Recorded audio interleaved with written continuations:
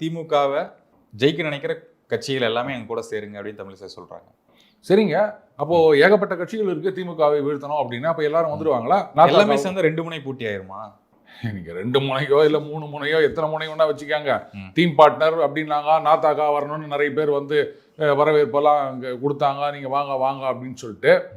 அந்த நான் சொன்னல இந்துஸ் வாட்டர் ட்ரீட்டியில் அவர் என்ன சொல்லணுமோ சொல்லிட்டாரு. எப்படி பரவாயில்ல, நீங்கள் வந்து மத்திய அரசாங்கத்தை விமர்சனம் செய்தாலும் பரவாயில்லை, மோடி அரசாங்கத்தை விமர்சனம் செய்தாலும் பரவாயில்லை, இஸ்லாமிய நாடு என்பதற்காக பாகிஸ்தானை பழிவாங்கிறது அப்படின்னு சொன்னாலும் பரவாயில்ல, நாங்கள் வந்து திமுகவை வீழ்த்தணும், நாங்கள் எம்எல்ஏ வாங்கணும், அதனால நீங்கள் எங்கள் கூட வந்து சேர்ந்துக்கணும் அப்படின்னு போறீங்களா? அப்புறம் அந்த கொள்கைன்னு சொல்றதெல்லாம், பார்ட்டி வித் டிஃபரன்ஸ் அப்படின்னு சொல்றதெல்லாம் எங்கே கொண்டு போய் போடுறது? இல்லை, இதெல்லாம் பார்க்கும்போது பாஜக ரொம்ப இறங்கி போகிற மாதிரி இருக்கு. அதுதானே இப்போதான் தெரியுது அவங்களுக்கு, அது இது வரைக்கும் தெரியலையா? எப்போ இவங்க வந்து சீமான டீம் பார்ட்னர்னு சொன்னாங்களோ அப்பயே புரிஞ்சு போச்சு எதுக்காக இந்த அளவுக்கு இவங்க இறங்கி போறாங்க அப்படின்னு.